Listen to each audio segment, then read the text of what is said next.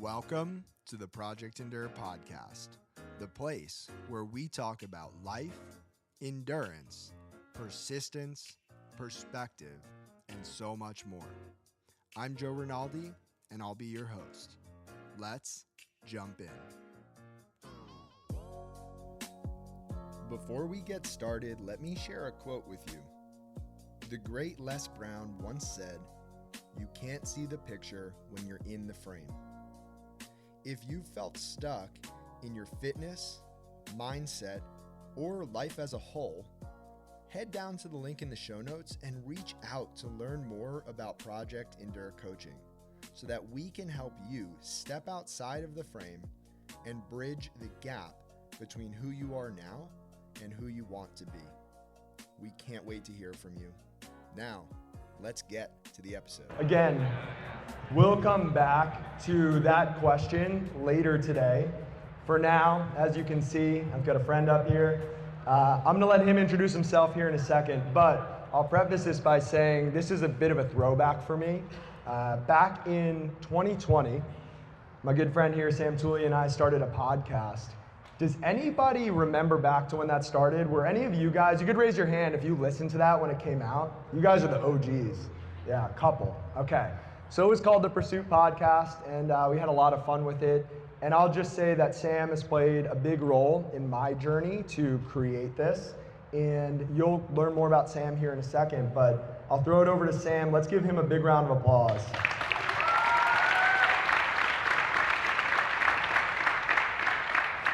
All right, Sam, introduce yourself. I didn't know I was going to have to introduce myself. Also, Joe and I are up here trying to figure out how close we should be to each other. Is this a good distance? Is it weird? Are we too close? Very appreciative to be here and excited to get to kind of chat with Joe. I think it was 2 years ago that I spoke. Yep. And I came up here, he had like professional ass speakers up here that were like amazing. And then I'm up here with an iPad that at that point was like this big. I was like, all right, I'm in over my head a little bit. So I said, Joe, why don't we just have a conversation and chat? But I, just like many of you guys I'm incredibly fortunate to know Joe and to have him as a friend. I think it's been absolutely amazing over the years to watch this become what it is today. I think a lot of you guys have come, year in and year out, and just watch what Joe brings to this world, which I think is an incredible perspective, a great presence, and a reminder about what's possible when you lean into kind of what's calling you. And we're here today because he took a chance, quite frankly, on himself to bring his vision to life. And this is really an extension of him. So let's make sure we clap it up for Joe as well. Too close. Get away from me. I'm the founder and CEO of Alpha Fit Club. We have 20 locations open in New Jersey. We are opening here in Philadelphia this fall. Luke and Angela, raise your hands real quick. Luke and Angela are going to be opening our location. Amazing couple from up in Westfield, and just really grateful for the growth of that brand and what we've been able to do in New Jersey. About 10,000 members strong across the state. We're going to be opening everywhere from Fairfield to West Palm Beach this year, 10 locations across the East Coast. I'm also the co-founder. I don't know where we're going here. Also the co-founder of, keep getting away from me. Co-founder of the Garage Gym. My buddy Kieran runs that business for us, a private membership gym up in New Jersey as well. And one of the founding instructors or coaches on Ladder, which is a strength training platform. So a couple pots on the stove, but for today, just co-host up here with Joe for a little chat. So Sam and I did not plan this. There are some questions that some of you submitted a few months back on social media that we're going to talk about. I hope there will be some things that come out of this conversation that are worth writing down, worth remembering, but I have no idea where it's going to go. So with that being said, Sam, I'll hit you with the first question. What is the hardest thing you've ever been through, and when did you realize it was turning you into a better person?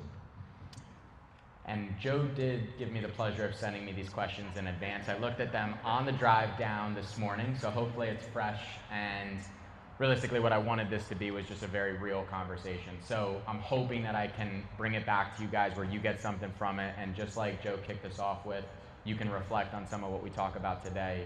but much of this is just my experience and my story. So years ago, to answer Joe's question, I don't think it's been one singular hard thing or one singular moment. Realistically, years ago when I first moved back home to Westfield, which is my hometown, I jumped right into coaching. I felt like I was called to coach. I felt like it was really the only thing that was going to help me stay on the straight and narrow and really just live in alignment with the best version of myself, not to be cheesy about it, but I just needed to kind of get back to who I knew I was at my core. In that first fall that I was home, my dad passed away really suddenly. He had a routine neck procedure that didn't go so routinely, and fortunately for me, well, that was turned my world upside down. It broke my heart. I was doing something that I loved in coaching, and I was surrounded by people who loved me. And so while it was hard, I was able to push forward because I had great people around me. I was doing something that I loved. I wanted to show up for my mom. I wanted to show up for my little brother and show them that we could keep going. It also was the catalyst of essentially my career. I started coaching endurance athletes online. I put myself out there on social media. I joke all the time where my college buddies saw that I was posting myself running around town in booty shorts, basically documenting it, and they were like, dude, what the hell are you posting on the internet? I'm like, oh, it ties back to a business, whatever. I'm sure they still were giving me shit behind the scenes, if not very front-facing on that. But fast forward 9 months, I signed the lease to my gym. I was coaching endurance athletes all over the world, and I was just really pushing forward during that moment. And the month that I signed the lease to my first gym, it was 700 square feet, tiny little space. I was so excited. Everybody was excited for me. We had a home fire, and it was one of those things where you are watching, almost like you would see it on the news, realistically, and you would never expect to happen to you. But I woke up in the middle of the night to flames, literally in my room, and ran over to my door, opened it up, flames come rushing in, and there's still vivid memories of this, right? Vivid, recollections, to the point that I punched out my window, jumped off the roof, ran around the front of my house. My mom's out on the front yard screaming, get out of the house. And that night, my brother passed away. My brother was 5.5 years younger than me, so I was about to be 25. He was about to be a sophomore in college. He was 19 years old. And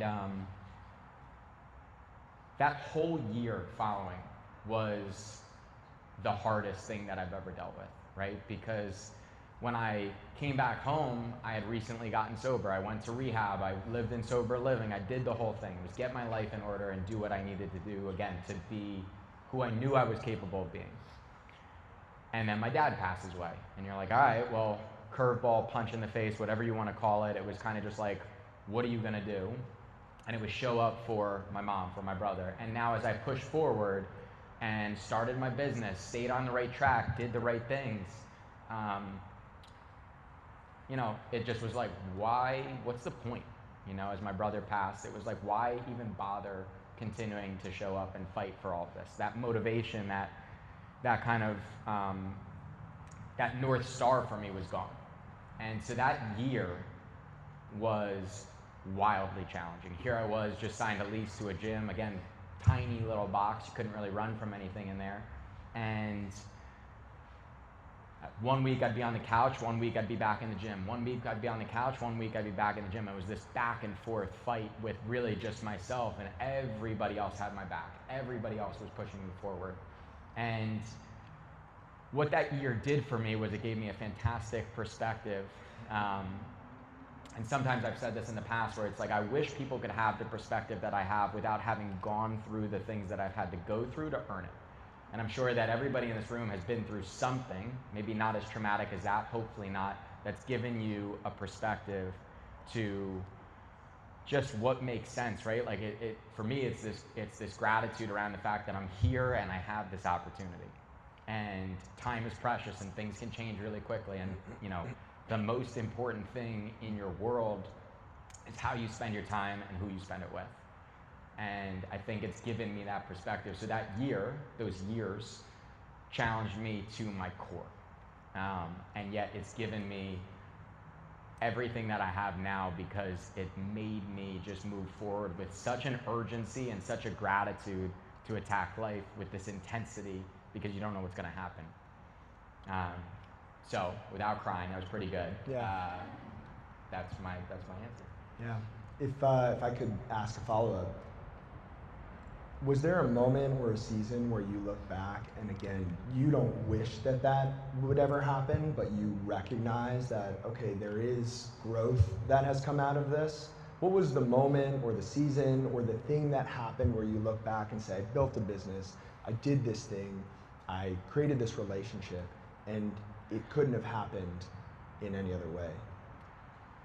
I think it's really challenging when anything happens to attribute, the future to it, right? And I think that the only thing that I can say to that is, as new challenges present itself, right? When you go for more and you look for opportunity and things happen along the way, right? I don't know that without those moments, I would have the perspective that I do. And so I think it's that constant process of reflection, right? It's that constant evaluation of how are you moving through the world? Are you living in alignment with all of the things that even you touched on when we first sat down today? And so I can't pinpoint it to any one moment. I think it's a culmination of all of those things happening.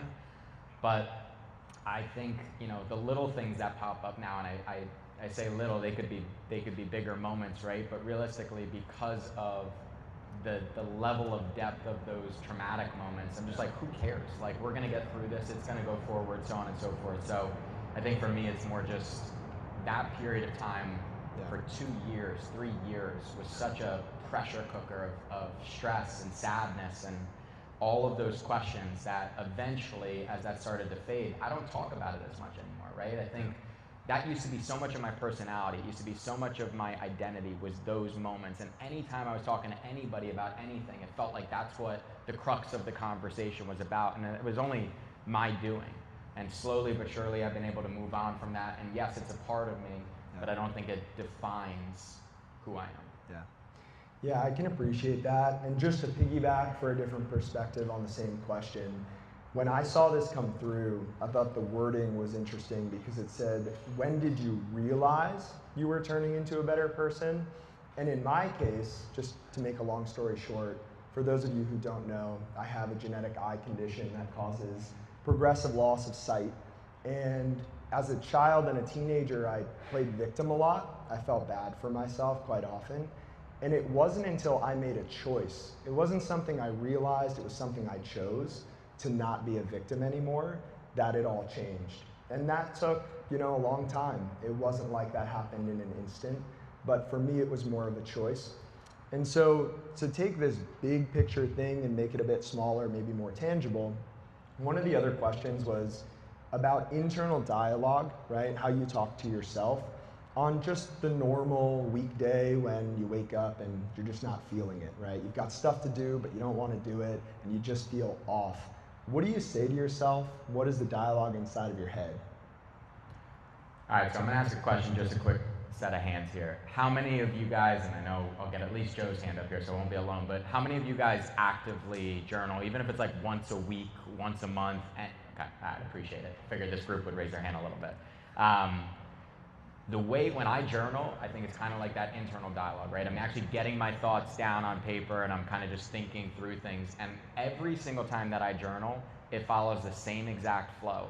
It starts with me complaining about something, venting about something, and I'm getting a couple smirks, so again, hopefully you guys get this. But then by the end of the time I'm done journaling, I'm hyping myself up and I'm talking myself through it, and that's kind of that process. So to me, that action of journaling, right, is a reflection of what I hope my internal dialogue actually is on those hard days, where it's like, all right, I'm not necessarily trying to complain, I'm not necessarily trying to vent, I'm not necessarily trying to talk down to myself or doubt myself or whatever it may be. But by the time I get through that conversation in my head, I've come out the other side and kind of won that conversation, maybe won that internal dialogue. And so when I think about internal dialogue in those harder days, you realistically have a choice almost in how you engage with it. You can either agree with the doubts that are popping up, you can either just lean in and essentially lose that battle, or you can kind of bite back and battle back a bit and just say, you know what, like, no, I've got this and I'm supposed to be here and I'm supposed to be doing that thing, or stop being a lazy shit, get up and go do what you said you were gonna do, which is more usually, again, what I'm talking to myself. So I think that the hard days are an opportunity to then kind of practice what you hope to become automatic, right? You're slowly but surely training yourself when those doubts creep in, when those negative thoughts creep in, so on and so forth, to just say, hold on a minute, and have enough presence of mind to catch yourself in that moment and change the dialogue. So for me, it's a reflection of that journaling, and that journaling itself is a practice, and then hopefully it can come to fruition when those doubts or those harder days pop up. Yeah. That is so well said and similar to how I approach things, so I won't harp too much on that, but I will share a quote, this is my chance, from John Wellborn, who said, "Training and life are a lot like moving a big pile of dirt. Some days you have a shovel and some days you have a spoon, but as long as you're moving dirt, you're headed in the right direction."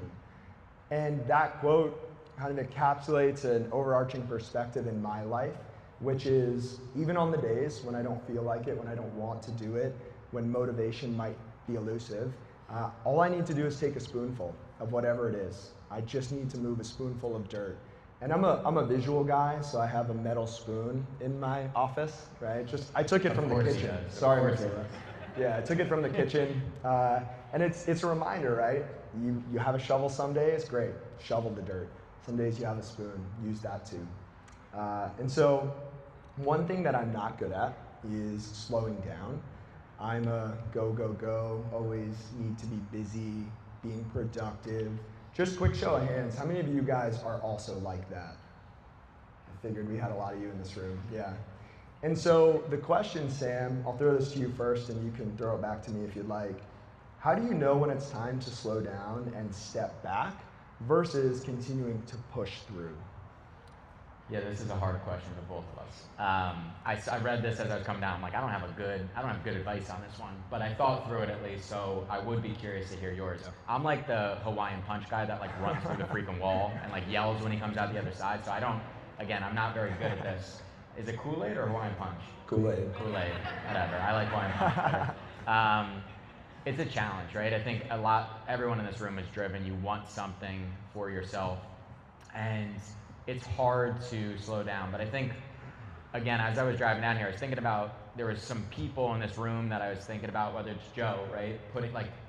When you're excited about something, when you're fired up and you're just so passionate about it, that fatigue doesn't hit the same way, right? Like you're just so pumped. I was thinking about Tyler, right? Just opened his first space, amazing Let's space. clap it up for Tyler. I was thinking about Kat as I was driving down here, quitting her job, going all in on fitness. Yep. Clap it for Kat.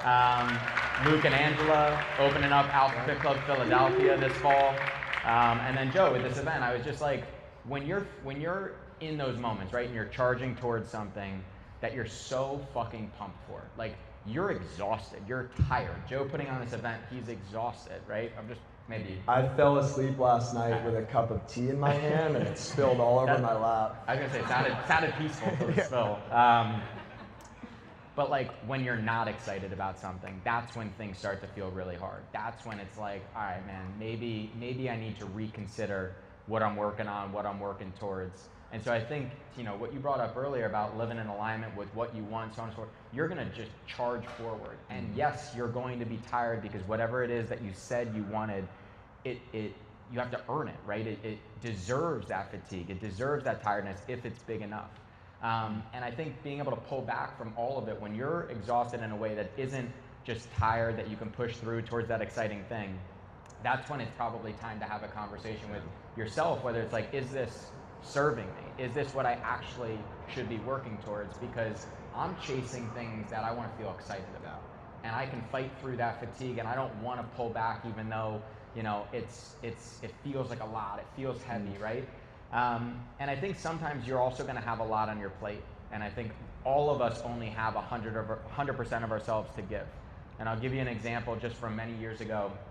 But when I first moved back home and I was coaching at the high school, I became the youngest head track coach in the state of New Jersey. I was like 24, 25 years old. I was taking over a program at St. Joe's in Metuchen. And it was like my dream. I felt like I was doing exactly what I came home to do. Mind you, I would show up to the coaches circle and I was 24, 25, and I looked like a kid on the track team, and they're like, dude, get out of the circle. But I was also opening these gyms at the same time. And so I felt like I had two things that I was trying to give 100% to at the same time, and that just wasn't possible. Even if you think you are, right, it's not gonna happen. And so I think sometimes when you say yes to maybe too many things and you're trying to accomplish too much at the same time, something has to give. Yeah. And I think whether that's relationships you have, whether that's work that you're striving forward, maybe it's both, there's gonna be seasons of life where you're gonna have to have a conversation with yourself where one part of that you're gonna have to slow down with, right? And then charge forward at something else. Yeah. But yeah, that's just two different things that came to my mind. Yeah, I love those, and I'll hit on something a bit different, but for me, slowing down is hard in part because it feels like I need to be the one to do everything. And I think, when I spoke, I said one of the hard things, the examples I gave, was asking for help, even if it makes you feel weak. That was for me, right? And so asking for help so that I could slow down a bit is really challenging, something I need to do more of. And before I say this next thing, just show of hands, any Navy SEALs in here? Okay, good. Because I say this like I'm a Navy SEAL, but I'm not.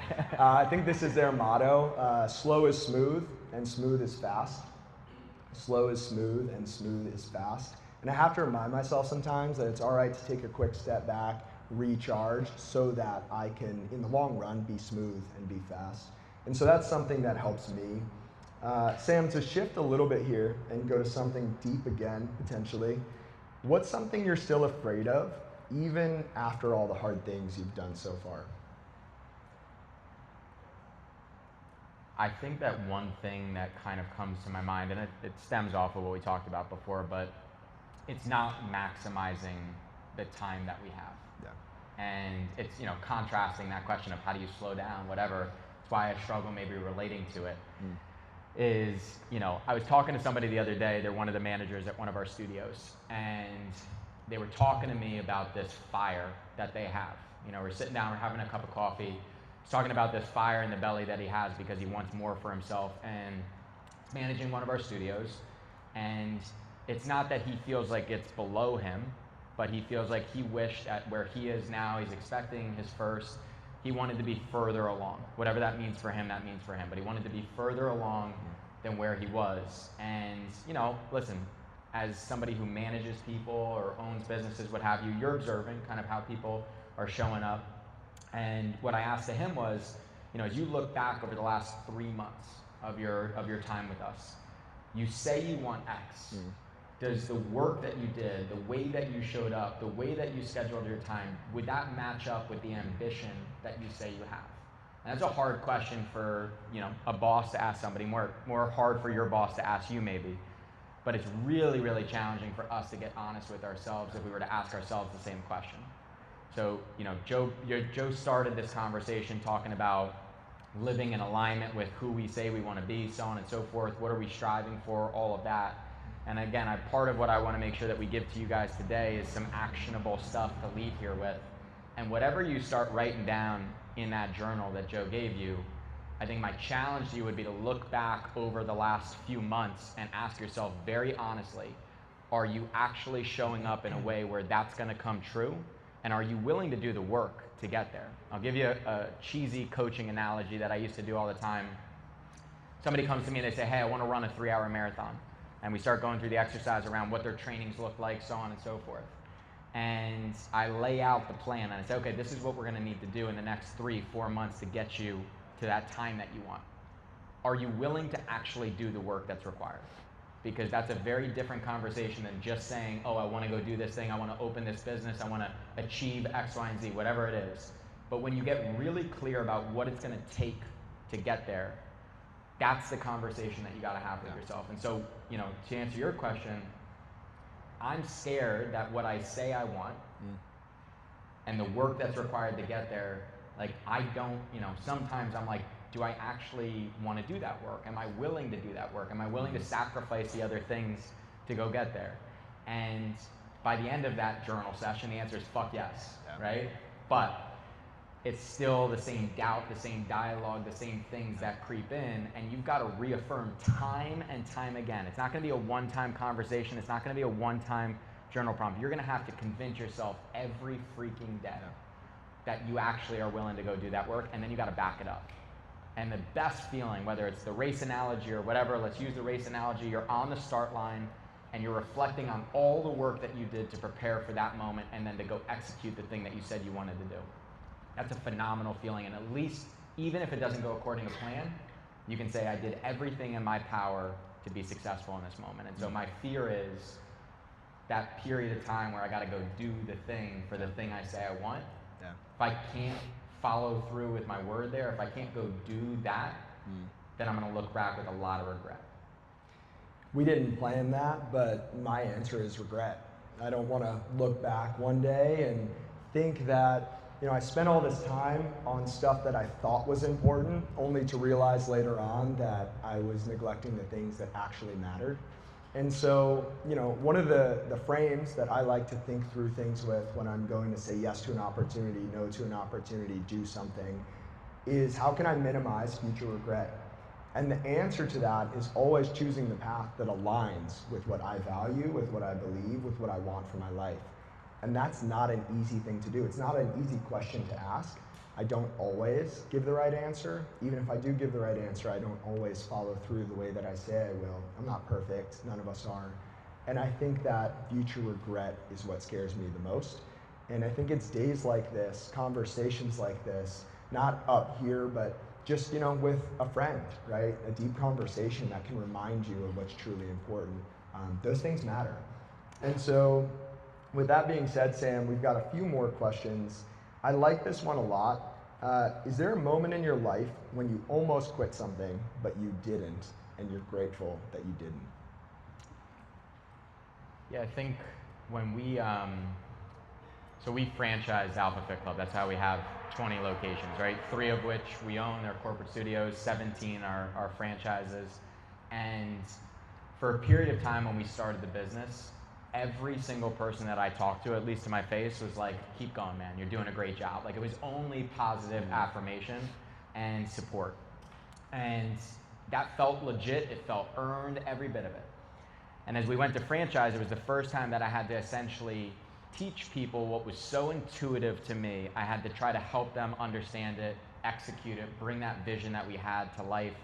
And as a first-time, quote-unquote, franchisor or CEO, realistically, I was just a dude running gyms and I loved it, right? So I had to learn this process and what it took. And for the first time ever in my career, I had people who had invested a lot of time, money, energy into trusting me and my team to help them go open these businesses, where we're going through that process and they're like, man, you don't have this figured out. Like, you don't have all of the, you have not dotted your I's, crossed your T's. You don't have this perfect package right now for us to go do this. And quite frankly, they didn't say it as nicely as that. It was, they were frustrated, right? Because I had sold them this dream. And at the same time, I was in a long distance relationship with my now wife. And so here I'm getting verbally beat down by people for the first time in my professional career, telling me I don't know what I'm doing. My heart's across the country in California. I'm trying to figure that out. And I just I don't want to do this anymore. I was the guy who just loved hooting and hollering and leading group fitness classes and being in the gym with people, and now I'm making spreadsheets and manuals and SOPs, and it was one of those moments where maybe I felt like I had bit off more than I could chew, and that shiny prize of more was pulling on me to go do it when it really wasn't what I wanted to do in the first place. And so that moment, for a period of time, until I recommitted and said, you know what, man, you said you were gonna go do this thing. You said that you were gonna launch these studios, support these people, they've invested in you, you have to follow through. And so to suggest that I was perfect at it or that I'm perfect at it now would be foolish, but it was kind of just that put that head back down moment and get back to work. And that was tough. It was tough to face that criticism and be honest with myself too, in that I didn't have it on lock. Yeah, that sounds really hard. My answer to this question goes back to when I was in middle school. So not as deep, maybe in some ways it is. I was always a good student in elementary school, got good grades, for what that's worth. And I got to high school and I was in an honors math class. I was in honors geometry at Edison Intermediate School. And I got my first test back, and I think it was like a D. It was not good. And I went home, and I remember telling my mom I wanted to drop down to regular math, and I think she said yes. She said I could. And then I went up to my room, and my dad came home later that day, I would imagine after a really long day of work commuting to and from New York City. And he came up to my room, and he told me, "You're not quitting." And he sat on my bedroom floor with me for a few hours and relearned geometry and helped me get a grasp on things, and did well on the next test, and it set me on a path academically, but it also showed me that when things are hard, you don't just quit right away. And that was a really valuable lesson for me back from, I don't know, before I started Life's Not Fair. And so, last question here. And I really like this one again because I think that this will be a challenge to everyone listening. If everyone in this room committed to one hard thing for the next year, what do you hope it would be and why? All right, so I don't want to be redundant, but my answer is honestly, I don't think that it needs to be some ridiculous physical accomplishment. I don't think that it needs to be go run 100 miles, run for 24 hours, do whatever. If you want to go do that, amazing, right? And I can promise you, having tried that, it will change you. There's no doubt. I failed. But my honest advice would be, the way that I framed it to somebody the other day was around essentially, and again, I'm bringing it back to the studios here, so I apologize, but you'll get what I'm saying. I was talking to one of our franchise partners, and I said, if you had to save your studio in 3 months, meaning if you don't hit the goal that you set for yourself in 3 months' time, how would you show up differently over the next 3 months? What would you do? And the reason why I liked that framing, that timeline, so on and so forth, was 3 months felt like enough time that it didn't need to be some sort of miracle, right? You could do tactical work, you could show up differently, you could be more intentional, you could have hard conversations, you could change the people that are around you, so on and so forth. You could make real change over the course of 3 months. And so if you were to take a step out of here and say, okay, listen, the next 3 months, the next 6 months, give yourself 6, is gonna be really challenging for me. I'm gonna make real meaningful change over that period of time. What would that actually look like? And can you challenge yourself to live in this 6 months of difficulty, of challenge, to come out the other side of it and be a different version of yourself? Because if you can lock in for those 6 months, so much can change. And you can be on a completely different place, however you want to frame it.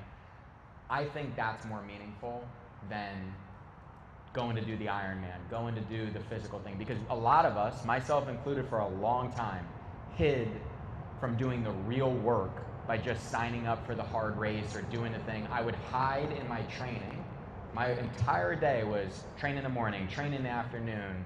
I was mediocre anyways, it didn't even matter, but I was just like living in this torture chamber. And yet I was hiding from having the hard conversations and doing all the stuff that I knew I needed to actually work on. So my challenge would be look outside of that and think about what really needs to happen for yourself over the next 6 months.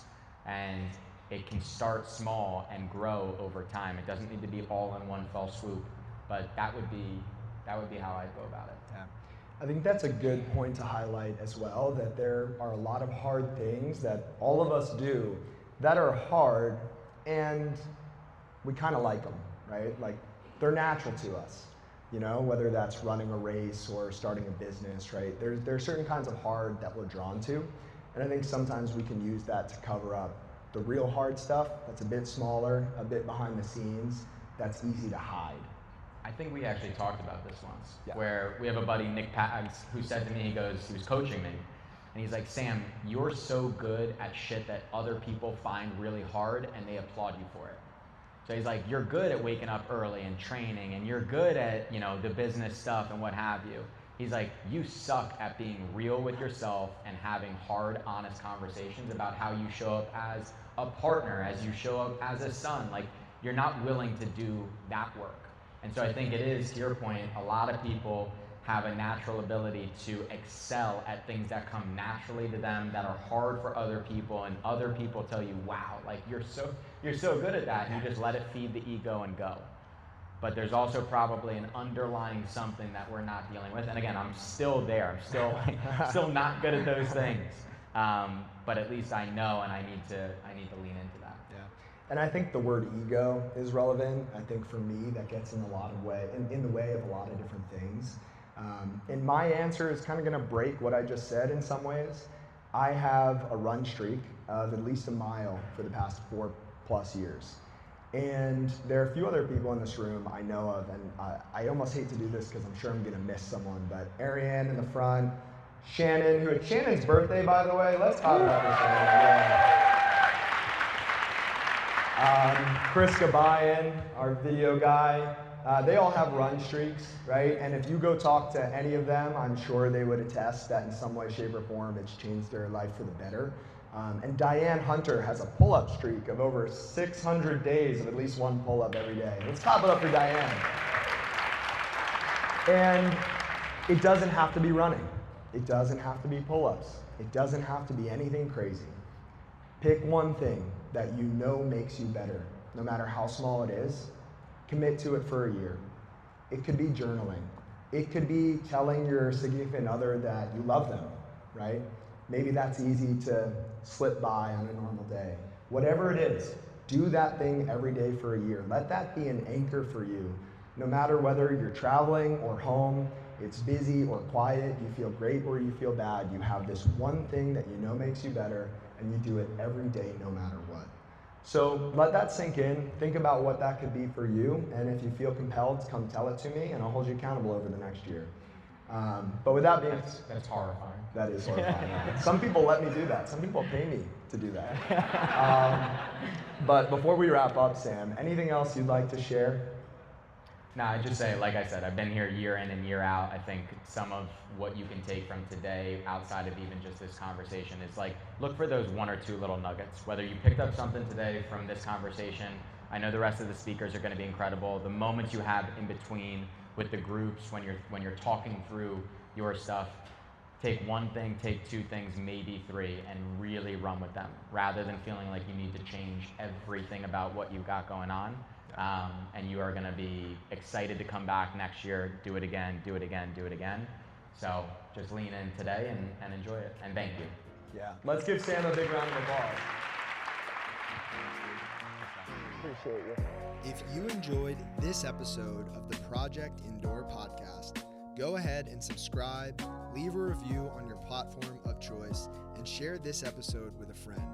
It helps us get more conversations like this out to more people like you. We appreciate you, and we'll talk to you next time.